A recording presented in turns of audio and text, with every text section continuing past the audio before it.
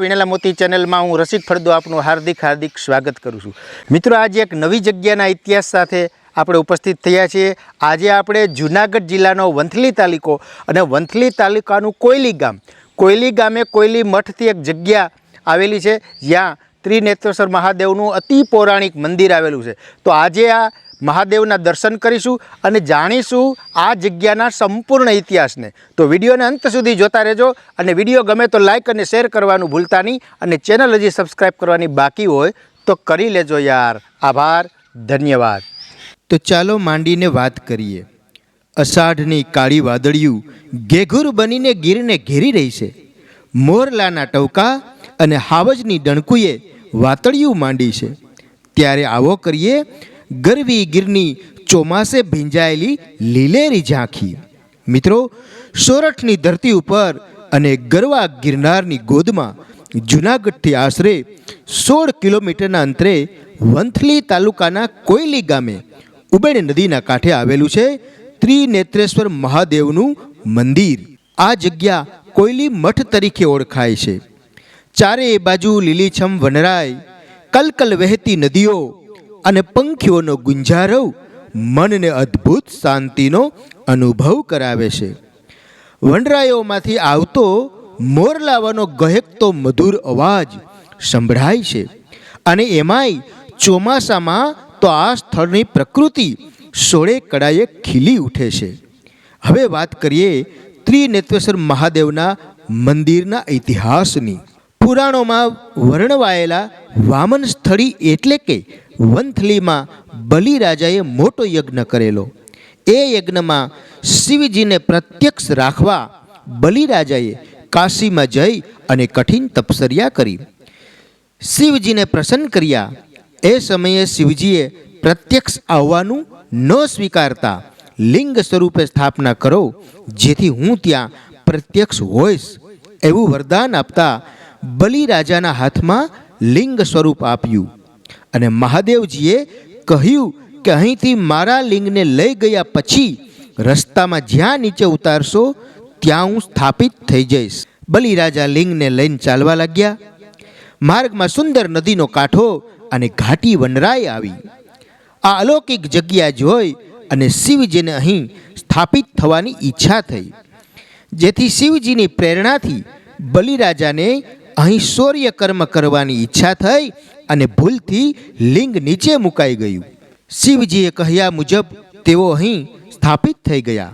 નમસ્કાર બાપુ। નમસ્કાર। જય ભોલેનાથ, જય ભોલેનાથ। મિત્રો, આ જે કોયલી મઠની જગ્યા છે ત્રિનેત્રેશ્વર મહાદેવની, ન્યાના ગાદીપતિ અને મહંત આપણી સામે બિરાજમાન છે જનકગીરી બાપુ। આપણે એમની પાસેથી જાણીએ કે આ જગ્યા બાપુ કેટલી જૂની કેટલી છે આ જગ્યા? અમારા મઠને ઇતિહાસની જો વાત કરીએ ને તો અત્યારે જે બાંધકામ છે એ બધું 250 વર્ષનું, બરાબર। પણ મંદિરની અંદર નિજ મંદિરમાં જે શિવલિંગ છે એ તો ભગવાન વામનના સમયનું બલિરાજાનું સ્થાપના કરેલું, બરાબર છે। બલિરાજાના સમયનું અતિ પૌરાણિક અને ત્યારે હા એ સમયમાં રાજસૂય યજ્ઞ કરેલો અને કાશી જઈને ઉગ્ર તપસ્યા કરી હતી, શિવજીને પ્રસન્ન કર્યા હતા, બરાબર, કે તમે મારા યજ્ઞમાં રૂબરૂ આવો। બરાબર। પછી શિવજીએ કીધું કે રૂબરૂ હું ન આવી શકું, પણ આ મારું લિંગ હું તમને હાથો હાથ આપું, એ લઈ જાવ ને મારે જ્યાં પણ એને શરત મૂકી હતી કે આને જે નીચે મૂકશો એ અમારી સ્થાપના થઈ જાય। પછી ત્યાંથી કાશીથી લઈ આવતા અહીંયા સુધી નદીનો સુંદર કાંઠો ને ત્યારે તો ગાઢ અડાબીડ જંગલ છે, એટલે શિવજીની પ્રેરણાથી જ વજન વધી ગયું ને સ્થાપના થઈ ગઈ। બલિરાજાએ આગળ આવવા ખૂબ વિનંતી પણ કરી અને બલિરાજાએ લિંગમાં માથા પણ પછાડ્યા, પરંતુ શિવજી અહીં કાયમ માટે બેસી ગયા, જેને કારણે આજે પણ ત્રિનેત્રેશ્વર મહાદેવના શિવલિંગનો થોડો ભાગ ખંડિત જોવા મળે છે, જેનો ઉલ્લેખ આપણને વામન પુરાણમાં જોવા મળે છે। આમ હાલમાં જે લિંગ અહીં બિરાજમાન છે તે બલિરાજાએ સ્થાપિત કર્યું હતું તેવું કહેવાય છે। ગાયકવાડ સરકારે આ સુંદર અને કલાત્મક મંદિર બંધાવી આપ્યું। એ સમયની વાત છે જ્યારે જૂનાગઢ પર નવાબી શાસન ચાલતું। એક યુવક સંસારની માયા ઉતારી ફરતો ઉબેણ નદીના કાંઠે અખંડ વહેતો પ્રવાહ અને લીલી વનરાય વચ્ચે આવી અને પહોંચ્યો છે। ત્યારે એણે અહીં ધૂણો દખાવી સાધના શરૂ કરી. આ યુવક એટલે ગોપાલરાવ, જે ગાયકવાડ સરકારના ભાણેજ થાય. ગાયકવાડ સરકારને આ જાણ થતાં તેઓએ ગોપાલરાવને શોધવા સૈનિકો રવાના કર્યા. ગોપાલરાવની ભાડ મળી સૈનિકોએ પાછા ફરી અને સરકારને બધી હકીકત જણાવી. ત્યારે ગાયકવાડ સરકારને થયું કે તપ કરવું હોય તો ભલે કરે, પણ થોડી સગવડ મળી રહે તો સારું. ત્યારે તેઓએ જૂનાગઢ નવાબ પાસેથી કોયલી તેમજ ડુંગરી ગામ વેચાતું લઈ અને સ્વખર્ચે અહીં સુંદર અને કલાત્મક મંદિર બંધાવી આપ્યું અને કોયલી મઠની સ્થાપના થઈ. જે પછી ગોપાલરાવની તપસ્યા શરૂ થઈ અને તેઓએ ગોપાલગીરી નામ ધારણ કર્યું. ગોપાલગીરી પછી 13મી પેઢીએ મહંત તરીકે કૃપાલગીરીજીએ આ મઠની ગાદી સંભાળી. એ વખતે જૂનાગઢ ઉપર ચાલતા નવાબ બહાદુર ખાનજીના સમયમાં રાજ્યમાં ભારે ખટપટ ચાલતી. રાજ્યના 2 મુખ્ય અધિકારીઓ અમરજી રુદ્રજી અને મૂળચંદ હેમતરામે પોતાના હામી તરીકે કૃપાલગીરીજીને નિમ્યા. એવામાં સુંદરજી શિવજી નામના એક હરીફ અધિકારીની સલાહ માની અને નવાબે અમરજી રુદ્રજી અને મૂળચંદ હેમતરામને જેલમાં નાખ્યા. જે વાતની ખબર પડતા કૃપાલગીરીજીએ જૂનાગઢની વાટ પકડી નવાબને મળ્યા અને કહ્યું, નવાબ સાહેબ, આપની બાંહેધરી મળ્યા પછી જ હું અમરજી અને મૂળચંદનો હામી બન્યો અને તમે મારા હામીપણાની આ કિંમત આપી. ત્યારે નવાબે તેમની વાતની અવગણના કરી, જેથી કૃપાલગીરીજી સ્તબ્ધ થઈ અને કોયલી રવાના થયા. મઠમાં ભક્તોને ભેગા કર્યા. વચન ખાતર તેઓએ નવાબના મહેલ સામે ધરણા કરવાનું નક્કી કર્યું.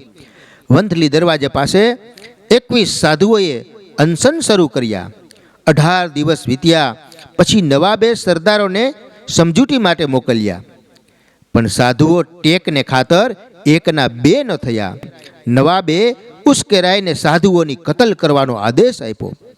સૈનિકો તૂટી પડ્યા અને અનશન પર બેઠેલા કૃપાલગીરીજી સહિત બીજા 20 સાધુઓની હત્યા કરવામાં આવી.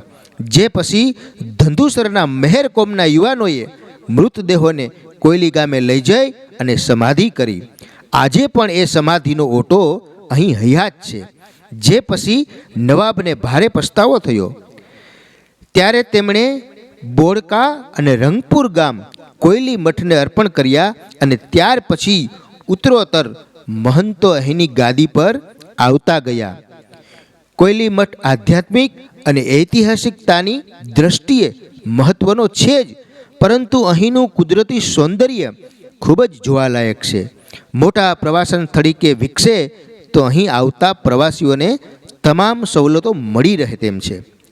અહીં તમે વિવાહ, નાના મોટા પ્રસંગો જેવા કે સગાઈ, પિતૃકાર્ય, હોમ હવન, જમણવાર, વનભોજન, મીટિંગો, શિબિરો વગેરે કાર્યો થતા રહે છે. અહીં 500 માણસ જમી શકે તેટલા વાસણ તથા અન્ય સુવિધાઓ પણ ઉપલબ્ધ છે. હાલમાં મહંત જનકગીરી બાપુ તથા લઘુ મહંત શ્રી વિસ્મયગીરી બાપુ આ જગ્યાનું સંચાલન કરી રહ્યા છે. જનકગીરી બાપુના મોબાઈલ નંબર 9824518531 છે. તો મિત્રો, કેવો લાગ્યો આ ઇતિહાસ કોમેન્ટમાં જરૂર જણાવજો અને વિડીયોને લાઈક અને શેર કરવાનું ભૂલતા નહીં. અને વિડીયો ગમ્યો હોય તો ચેનલને સબસ્ક્રાઈબ કરવાનું પણ ભૂલતા નહીં. આભાર, ધન્યવાદ. રસિક ફળદુના હર હર મહાદેવ, ત્રિનેત્રેશ્વર મહાદેવ, જય સોમનાથ.